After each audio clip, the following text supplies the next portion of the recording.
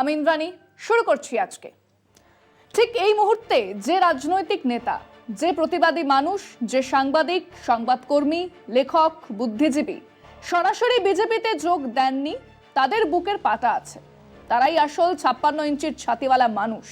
তাদের একটা আলাদা এজেন্ডা আছে, দেশ সম্পর্কে তাদের একটা অন্য ভাবনা চিন্তা আছে। এই কথাগুলো বেঝিঝক অনায়াসেই বলা যায়। দেশে বিরোধী প্রতিবাদীদের সঙ্গে যা হচ্ছে, যেভাবে তাদের ভয় দেখানো হচ্ছে, প্রলোভনের সামনে ফেলা হচ্ছে, তারপরেও যারা তাদের শিরদাঁড়া সোজা রেখে প্রতিবাদ করে যাচ্ছেন, তাদের প্রত্যেককে সালাম। অদ্ভুত বিপন্ন এই সময় গড্ডালিকা প্রবাহে গা ভাসিয়ে শান্তির জীবনযাপন করে দিন না কাটিয়ে দিয়ে যারা রুখে দাঁড়িয়েছেন, দাঁড়াচ্ছেন, এটা কম কথা নয়। হরেক কিসিমের মানুষজন আছে এই দলে। কমিউনিস্টরা আছেন, বিভিন্ন বিভ্রান্তি সত্ত্বেও তাদের এই আরএসএস বিজেপি বিরোধিতা নিখাদ, এ নিয়ে কোনো প্রশ্ন হবে না। যদিও তাদের মধ্যে সবাই যে শিরদাঁড়া সোজা রাখতে পারছেন তা নয়, তবে সে সংখ্যা নগণ্য। বহু আঞ্চলিক দল আছে যাদেরকে দেশের সবচেয়ে বড় শাসক দলের বিরুদ্ধে লড়াই করেই তাদের অস্তিত্ব বাঁচাতে হবে, না হলে বিজেপি গিলে খাবে। যেমন করে অগপ থেকে, অকালী দল থেকে, জেডিইউ ইত্যাদিদের খেয়ে ফেলেছে। সেসব আঞ্চলিক দলের কাছে এটা অস্তিত্বের লড়াই। এবং কংগ্রেস, তাকে তো লড়তেই হবে। স্বাধীনতার আগে থেকেই এই লড়াই চলছে। সে লড়াই কবেই শেষ করে দিতে পারত কংগ্রেস, কিন্তু তার বিভিন্ন দোলাচল তার আদর্শগত সব থেকে বড় শত্রুকে বাঁচিয়ে কেবল নয়, বড় করে তুলতে সাহায্য করেছে। কিন্তু এটাও বলতে হবে, এই সময়ও যে নেতা নেত্রীরা কংগ্রেসেই আছেন, তাদের শিরদাঁড়া আছেন। কিন্তু সবার কি আর থাকে? আর সেটাই বিষয় আজকে। ন্যাড়া কৌস্তব বাগচি কেন বিজেপিতে? সংসদীয় ক্ষেত্রে বিজেপির আধিপত্য নিরঙ্কুশ। বহুদলীয় গণতান্ত্রিক ব্যবস্থার সুবাদে মাত্র 37% জনসমর্থন পেয়েই প্রায় 150 কোটি মানুষের দেশের শাসন করার অধিকার পেয়েছিল নরেন্দ্র মোদীর দল। অর্থাৎ দেশের প্রায় 63% নির্বাচক মণ্ডলী যাকে প্রত্যাখ্যান করেছে, সেই রাজনৈতিক দল লোকসভায় নিরঙ্কুশ সংখ্যাগরিষ্ঠতার বলে শাসকের আসনে। স্বভাবতই দেশ জুড়ে বিজেপি ও তার নেতৃত্বাধীন এনডিএ বিরোধী জনমতই সংখ্যাধিক্য। অন্যভাবে বলা যায়, শাসক বিজেপির হিন্দুত্বের মতাদর্শ থেকে মোদী জমানায় কেন্দ্রের নানা আর্থিক ও রাজনৈতিক পদক্ষেপের বিরোধী শক্তি বস্তুত শাসকের সমর্থকের তুলনায় অনেক বেশি। এই পরিস্থিতি প্রত্যাশিতভাবেই শাসক বিজেপির পক্ষে যথেষ্ট চাপের। আঞ্চলিক দলগুলির সঙ্গে কেন্দ্রের শাসক দলের সংঘাত দিনে দিনে তীব্র আকার নিয়েছে। বিরোধীদের রাজনৈতিক মোকাবেলায় বিজেপি খুব সুবিধা করতে পারেনি। বিজেপির প্রবল পরাক্রমের সঙ্গে লড়াই করে বাংলা, দিল্লি সহ বেশ কিছু রাজ্যে বিরোধী শক্তি দাপটের সঙ্গে মাথা তুলে রয়েছে। এইসব বিরোধী শক্তিকে শায়েস্তা করতে কেন্দ্রীয় এজেন্সিকে রাজনৈতিক স্বার্থে ব্যবহারের প্রবণতা 2014 সালে নরেন্দ্র মোদী ক্ষমতায় বসার পর থেকে মাথা চাড়া দিয়েছে। বিজেপির এই এজেন্সিরা চাদতে বিরোধী নিকেশে তাদের অস্ত্র হয়ে উঠেছে। তাই দুর্নীতিতে অভিযুক্ত কোনো বিরোধী দলের প্রতিনিধি রং বদলে গেরুয়া শিবিরে নাম লেখালে নিমেষে তিনি বা তারা দোষমুক্ত। ক্ষমতার মধুভাণ্ড তাদের কাছে সহজলভ্য হয়ে ওঠে। আর যে বা যারা সিবিআই, আয়কর দপ্তর বা ইডির চোখ রাঙানিকে উপেক্ষা করে নিজের আদর্শে স্থিত থাকার সংকল্প নিচ্ছেন, তাদের জেলবন্দি পর্যন্ত করা হচ্ছে। তবুও তারা লড়াই জারি রেখেছেন। বিজেপির বিরোধিতায় তারা অটল। তাই পদে পদে নির্যাতনের শিকার হতে হয় তাদের। ভোটের মরশুমে এজেন্সি রাজ যেমন অতি সক্রিয় হয়ে ওঠে, তেমনি ক্ষমতার লোভে দলবদলও সুলভ। কোনো রাজনৈতিক কর্মী বুক চিতিয়ে গেরুয়া আধিপত্যের মোকাবেলায় ব্যস্ত, আরেক দল ব্যস্ত নানা ছলে বলে বিজেপিতে নাম লেখানোর কাজে। তাদের বিশ্বাসযোগ্যতা নিয়ে জনমানসে প্রশ্ন জাগাটা খুবই স্বাভাবিক। না, সবারও তো ধক নেই। তখন 75 বছর বয়স, তার বাড়ির দেওয়াল টপকে ইডির লোকজন ঢুকে তাকে গ্রেফতার করেছিল। কেবল রাজনীতিটা ছেড়ে দিলেই ছাড় পেয়ে যেতেন, কিন্তু ছাড়েননি। জেল খেটেছেন 4 মাস আমাদের প্রাক্তন অর্থমন্ত্রী পি চিদম্বরম। সবারও তো চওড়া বুক হয় না।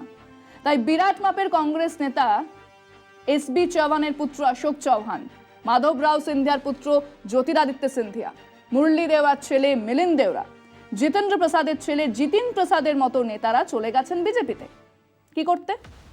এদিকে কামাই হচ্ছিল না, ওদিকে গেলেন, বা পেছনে লেগেছিল সিবিআই, ইডি, সামলাতে ওদিকে গেলেন। এই তো বাংলাতে এখনো সেরকম বড়সড় কংগ্রেসের কোনো নেতা ওদিকে যাবেন বলে মনে হয় না। তার একটা কারণ আদর্শ, আর অন্য কারণ হলো এ বাংলায় এখনো যে মালদা মুর্শিদাবাদে কংগ্রেসের কিছুটা অস্তিত্ব আছে, সেটা ওই সংখ্যালঘু ভোট নিয়েই। কাজেই দল ছাড়লে নিজের পায়ে কুড়োর মারা হবে, এটা তেনারা জানেন। অন্তত বাজারে টিকে থাকতে হলো তাদের কংগ্রেসের ব্যানারটা দরকার। কিন্তু আমাদের কৌস্তব বাগচির মতো শহরের পোয়াটাক নেতার কি সেই দরকার আছে? উনি রাজনীতিকে ক্যারিয়ার করতে চান, সঙ্গে আইনজীবীর পেশা, দুয়ে মিলে জব্বর কম্বিনেশন। উনি তো এড়েদার প্রাচীন কংগ্রেসে ঘোষাল পরিবারেরও কেউ নন। ওনার কংগ্রেসের ঐতিহ্য বা আদর্শ ইত্যাদির কোনোটাই নেই, সেটা খুব পরিষ্কার। তো তেমন একজন কংগ্রেসে থাকবেনই বা কেন? মমতা বিরোধিতা সে তো বিজেপিতে গিয়েও করা যাবে, বরং সেদিকে গেলে পলিটিক্যাল ক্যারিয়ার চরচর করে বেড়ে যেতেও পারে। তো তিনি বহুদিন আগে থেকেই এই মুরলীধর লেনের দিকে পা বাড়িয়েই ছিলেন। সাংবাদিক বৈঠকে শুভেন্দু সুকান্ত বুকে টেনে নিলেন তাকে। তাহলে তিনি অপেক্ষা করছিলেন কেন? তার মনে হয়েছিল কংগ্রেস হাইকমান্ড থেকে কংগ্রেস তৃণমূল জোট চাপিয়ে দেওয়া হবে। সেই নির্দেশ আসলেই তিনি মমতা বিরোধিতায় ধ্বজা তুলে যুক্তিসঙ্গত কারণ দেখিয়ে দল ছেড়ে বিজেপিতে যাবেন। কিন্তু মধ্যে ঘটনা অন্যভাবে ঘুরছে। বিভিন্ন কারণে জোট প্রক্রিয়া এখন ব্যাহত, হতেও পারে, নাও হতে পারে, এবং যাই হবে আর 2-4 দিনের মধ্যেই হবে। যদি এমন সিদ্ধান্ত হয় যে বাংলাতে কংগ্রেস বামেদের সঙ্গে জোট বেঁধে লড়বে, তাহলে তিনি দলটা ছাড়বেন কি বলে? কংগ্রেস নেতৃত্ব তৃণমূল নেত্রীকেই বেশি পাত্তা দেন ইত্যাদি তো তখন আর বলা যাবে না। আর যদি জোট হয় তাহলে ওনার বলার জায়গা থাকতো যে এই তো আমি বলেছিলাম। সব বুঝেই তিনি দল ছেড়েছেন, নিজের স্বার্থ বজায় রেখেই দল ছেড়েছেন। সেই গণতান্ত্রিক অধিকার তার আছে। কিন্তু দোহাই, ওই কংগ্রেস মমতা হবনবিং ইত্যাদি তত্ত্ব দেবার চেষ্টা করবেন না। পাবলিক 4 অক্ষরের বোকা নয়। আমরা আমাদের দর্শকদের জিজ্ঞেস করেছিলাম, ইডি সিবিআইয়ের হানাদারি, তাদের ভয় দেখানো, বিভিন্ন প্রলোভন, দলের পদ ইত্যাদিতে কান না দিয়ে এখনো যারা বিরোধী রাজনীতি করে যাচ্ছেন আর যারা সেই ভয়ে বা লোভে বিজেপিতে যোগ দিচ্ছেন, এই 2 ধরনের রাজনৈতিক কর্মী নেতাদের নিয়ে আপনারা কি ভাবছেন? শুনুন মানুষজন কি বলছেন। নীতিগত প্রশ্নে আপনার সাথে অমিল ঘটতেই পারে আপনার যারা ঊর্ধ্বতন যারা রয়েছেন, কিন্তু তার মানে এই নয় যে আপনি জনসমক্ষে এরকম একটা আপনার ভাবমূর্তি তৈরি হবে যে আপনি ভয়ে ভীত হয়ে সন্ত্রস্ত হয়ে চলে গেছেন। তাই যারা থাকছেন, যারা মাথা উঁচু করে লড়াই করছেন, তারা সব দিনই সম্মানের যোগ্য। যারা একটা পথ অবলম্বন করে কামড়ে বসে আছে তারাই হলো প্রকৃত পার্টিকে ভালোবাসে, দলকে ভালোবাসে। আর যারা একটার থেকে আরেকটায় ভয় পেয়ে চলে যাচ্ছে তারা হলো সুযোগ সন্ধানী। বিজেপি পার্টি যেটা ঠিক আছে, সেই পার্টিতে স্বচ্ছ যদি ভাবমূর্তি থাকে, তারা যদি ঠিক মানে ইয়েতে লঙ্ঘন করে, তাহলে এইসব রাজনৈতিক নেতাদের সেই জায়গায় নেওয়া সম্ভব না। রাজনীতি সত্যি আদর্শের জায়গায় এখন নেই। অধিকাংশ রাজনীতির লোকই আদর্শচ্যুত। আমি বলবো যে একটা আদর্শ, একটা আইডিয়ালজিম, একটা ইজিম সংক্ষেপে, এটাকে বেস করে রাজনীতি করা উচিত। যারা আজকে এই দলে আছে কালকে অন্য দলে যোগদান করেছে তারা কোনোদিনও একচেটিয়া নেতা হতে পারেন না। মূল্যবোধের রাজনীতিটা নষ্ট হয়ে গেছে।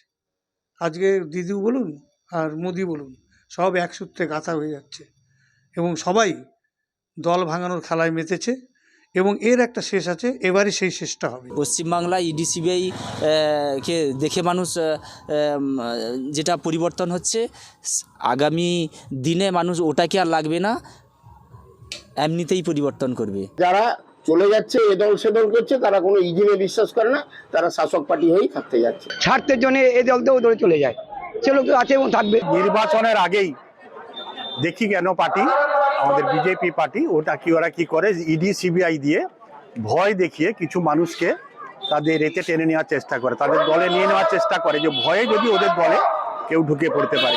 কিছু ভালো মানুষ আছে যেটা দল ছেড়ে বেরিয়ে যাচ্ছে, মনে করছে যে স্বচ্ছ বিজেপিতে আছে বলে তাই বিজেপিতে যাচ্ছে। বাকি কিছু ভয়ে যাচ্ছে, কথাটা ভুল। যদি কেউ অপরাধ করে থাকে তখন সে তো ইডি সিবিআইয়ের ভয় করবে। যদি আমার কোনো কিছুই না থাকে তাহলে ইডি সিবিআইয়ের ভয়ের কোনো প্রশ্ন নেই। আমাদের তৃণমূল কংগ্রেসের ডেডিকেটেড কমিটেড সৈনিকরা, যারা নির্ভীক তৃণমূল কংগ্রেসের অন্তর্নিবেদিত প্রাণ, তারা কখনোই মাথা নত করতে শিখে। কিছু স্বার্থান্বেষী মানুষ বা কিছু মেরুদণ্ডহীন মানুষ আছেন যারা বর্তমানে নেতা বা নেত্রী, হয়তো তাদের মধ্যে যে দলটাকে ভালোবাসে সেই দলের প্রতি তাদের মায়া বা কোনো কিছু নেই, নিজের স্বার্থ সিদ্ধি করার জন্যই করে। যার জন্যে ইডি বা সিবিআই এর ভয় দেখলেই তারা এক দল ছেড়ে অন্য দলে চলে যায়। যারা দুর্নীতি করে তাদের ভয় থাকে, তারা খালি দেখে যে শাসক দলের দিকে ভিড়ে যাওয়া, ভয় আছে, দুর্নীতি করেছে। এখন কিছু শ্রেণীর নেতা আছে যারা তাদের নিজের ব্যক্তি স্বার্থের জন্য দল পরিবর্তন করছে, আবার কিছু নেতা আছে তাদের এই কুকর্ম, যারা ওই সমস্ত দুর্নীতির সঙ্গে যুক্ত, তারা নিজেদের কুকর্ম ঢাকার জন্য বিভিন্ন রাজনৈতিক দল চেঞ্জ করছে।